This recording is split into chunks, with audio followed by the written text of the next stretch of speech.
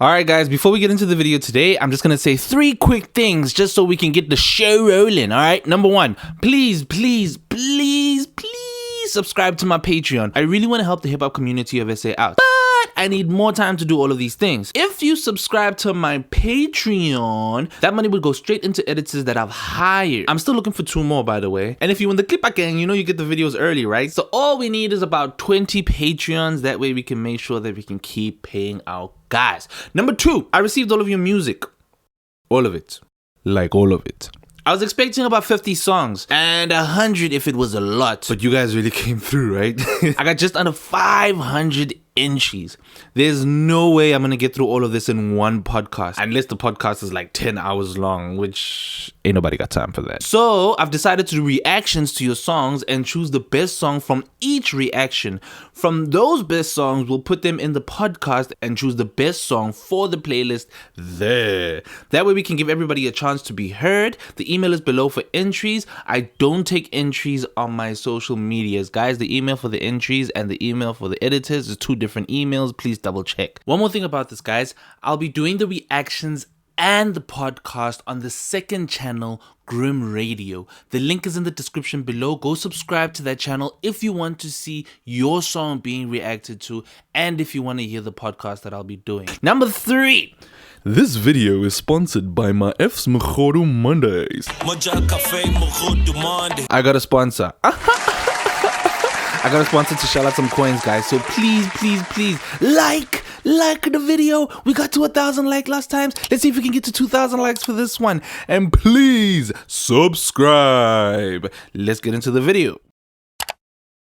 On the 27th of January, 1984, Coca-Cola's biggest competitor was filming an ad.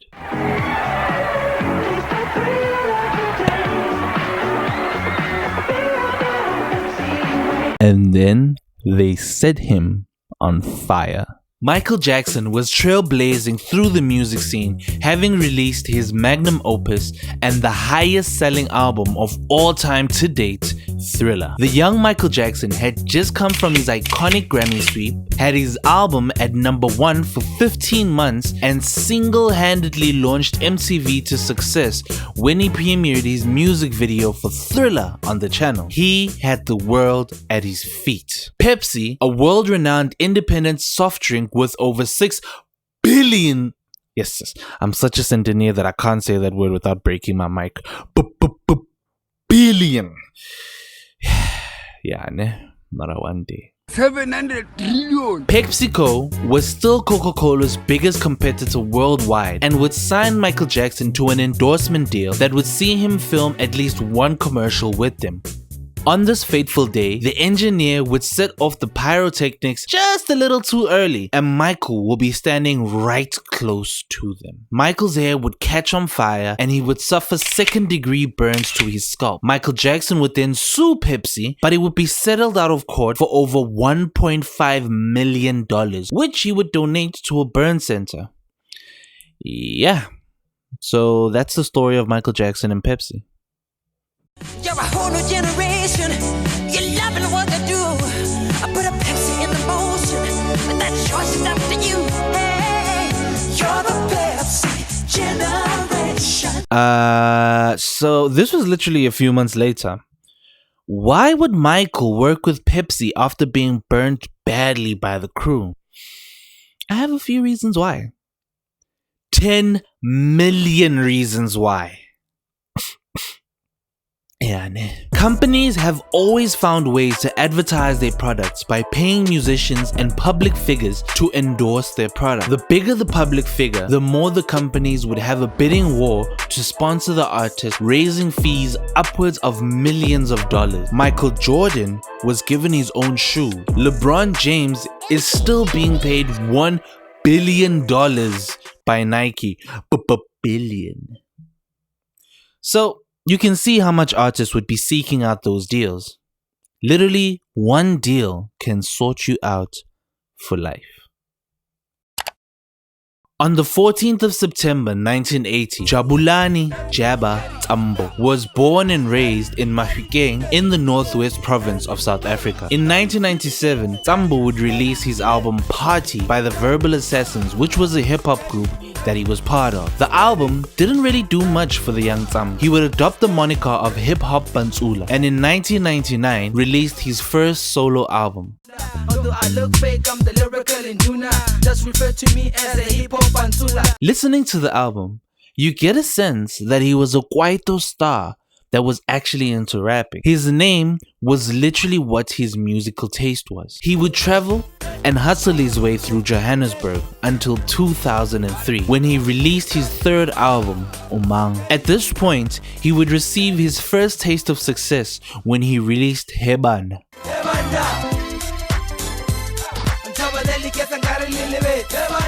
This success though would pale in comparison to the success of his first single of the second rendition of his third album in 2004. Which one of y'all will I be taking to the level of the fuck up, fuck, fuck up, fuck up, fuck up, fuck, fuck up, fuck up, fuck up, fuck, fuck up. When we come around your town, we get down to the sounds of. After this, Double HP was one of the biggest influences within the hip-hop culture, but this song would introduce him to the mainstream for the first time. He would be featured on popular magazines and television shows. He would finally achieve success once he released his 7th album, Acceptance Speech. This album had probably his biggest song to date, Music and Lights. What would Jabba be without a sample? Yeah, right. Living with. When I we pass time, got the blues, the lights. Move only in the heat of the night. Get down to a flow in sight. Get made by the end of the night. Cause it's Double HP, the superstar, was born. I mean, he had A. Marie in the music video, getting sponsorships from brands like Status, being the first rapper to win Strictly Come Dancing, which is our version of Dancing with the Stars, we're here at the rap party featuring A. Marie and myself. and hosting his own TV show. Double HP had the world at his feet. You know, Double HP was probably one of the kindest people in the world. He would always greet people like he's known them for years. And then the first time I met him and spoke to him, Neloko Letlamoring, and Jabba had this thing of greeting you like he knew you, even when he doesn't. So the first time I met him, I think Ayanda's the one who introduced me to him and said, yo, this is Casper, because Ayanda was working at something called Expression, so she was an MC there. So he said, yo, this is the Casper. This is Casper anyway. So, Lenyora, who's it? Sure, Lenyora. And I felt like he knew me. But I later on realized after chilling with him that this guy greets everybody the same way. Through personal experience, the man was so cool when we met at the Channel O events that I worked at. When I worked at Philip F&B, he actually remembered me from that Channel O show and thanked me for getting a wristband for his son, which is something that I had done a couple weeks ago, which I had to fight for at the time, so it actually meant a lot. Sorry, I went on a bit of a tangent there. Né? What I mean is, Jabba had so much love and kindness that it reminded you of home. Gochai, Ekai. Which is what today's sponsor is offering in the form of a dish. We can all agree that Mondays suck, right? The hustle and grind of being in Johannesburg can sometimes just be a little too much, and we all wind up being a little homesick. Mogodu, mala, upens is a dish best served with the love and care of home. Well, this is my F's MogoduMondays. Nothing else reminds you of home and the calmness of being loved unconditionally. This is how it works. Click on the link below to place your order. One plate is 70 Rand. Seeing that my F only makes 50 orders per week, you can place your order before Sunday. If the 50 spots are taken, then you can place an advanced order for the following week. Yeah, I wish I lived in Joburg right now. This looks so delicious. I wanna go call my mom now. Delivery is only available in the areas between Melville, Westdene, Baramfontein, Cresta, and Johannesburg Central. Marama F, I wish you had sponsored me with the plate, yes. Thank you so much for sponsoring this video. And guys, please click on the link below. Know that when you click it, you are supporting this channel. I was saying all of that just to say he was an artist who was always kind enough to bring in new acts and help out upcoming artists. That same award-winning album, Acceptance Speech, had a song by the name of Lekoko La Lekoko.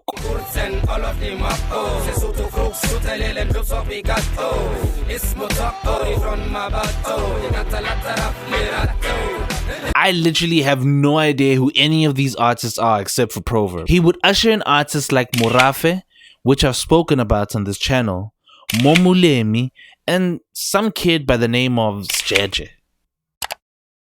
March 12, 1987, Tabure Thabo Bogopa, born in Bloemfontein, Free State, and raised in Atteridgeville, Gauteng, which is recognized as a township in Pretoria, would grow up to be rapper JR. JR once handed his demo to Double HP after an event in Pretoria. They would work on music together while Double HP would show JR the ropes of the industry. A year later, JR would release his first single.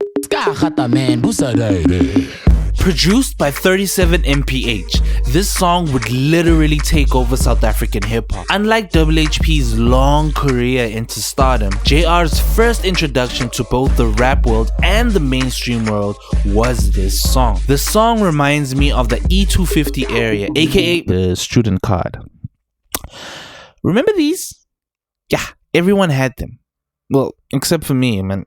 I was on my Nokia shit, you know, but still, you know. This would launch JR's career into stardom, where he would release his debut album, The Main Event. He would be nominated at the Metro FM Awards and win Record of the Year at the Hype Award. This would score him a deal with Renault. After gaining success from his first offering, he would begin working on his next massive and even bigger single, Showed Him.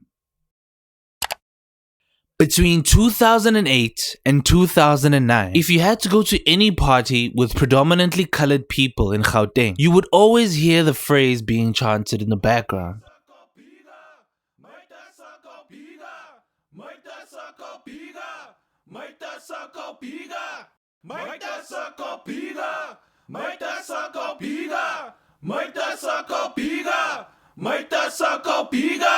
Make the circle bigger.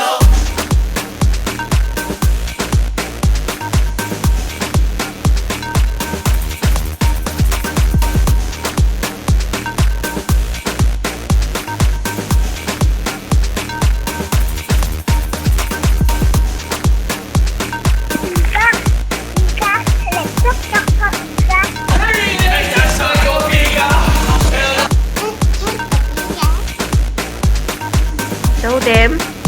Make the circle bigger! What a massive song. Now the thing about the song is that because it was taken from a party with mostly colored people in it, it crossed racial lines above just being mainstream big. You had people of all races enjoying the song. It was the anthem at every party and every event. I won't lie though, the hip-hop community was not happy with JR. I mean, at some point, his Twitter handle was this.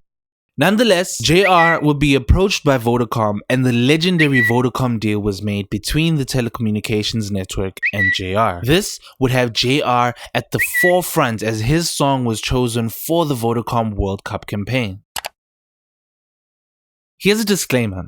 The next part of the video will be based on my memory and an article written by Chisa on her blog, Chisa Chat, in 2012. It's very hard to find footage and evidence with anything older than 7 years in South Africa. So, for the first discrepancy that we have is how the song came about.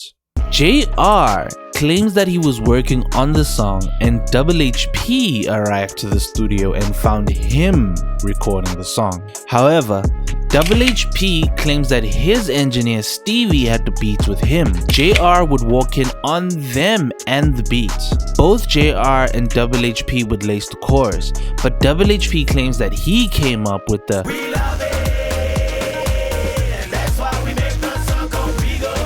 part of the bridge. The second discrepancy was when the song was meant to be released. Double HP said he needed time to release the song. He had 2 singles that he was looking to release before he was ready to release the music video for Show Them. Double HP wanted a simultaneous release of the song. However, JR couldn't wait that long. JR released the song. He would shoot the video while Double HP was in the US, which Double HP had no knowledge of. When he returned, the first thing that he would see was the music video all over TV and on song commercials. The song had been hailed as JR's song, and that Vodacom deal was made with JR. This clearly wouldn't sit well with Double HP, as he discussed this in an interview with DJ C-Live. He vowed never to perform the song again with JR. He also would show up on V Entertainment to confirm his lawsuit against JR for the song. The lawsuit seemed like it was based around the endorsement deal that JR signed with Vodacom. I'm unable to find any information regarding what the lawsuit ruling was. But at least it gave us this legendary diss verse by Casper.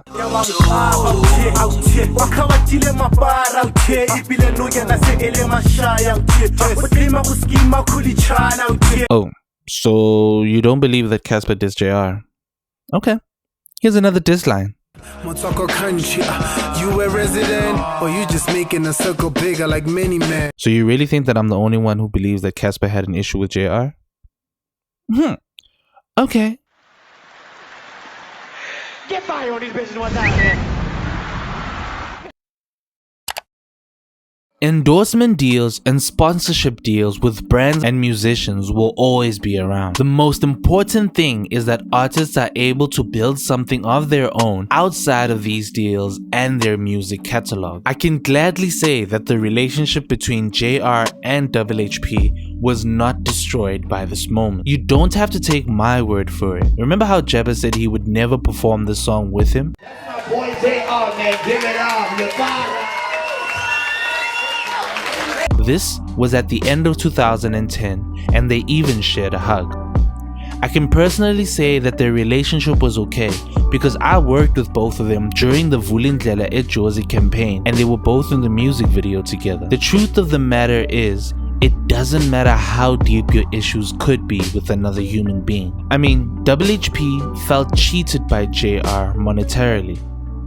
If this isn't a reason to have a lifelong beef with someone, I don't know what is. So, if you have a grudge with someone, just calculate it for a second and figure out if it's worth it, because you don't know how much time you guys may have together and how quickly life could change in an instant.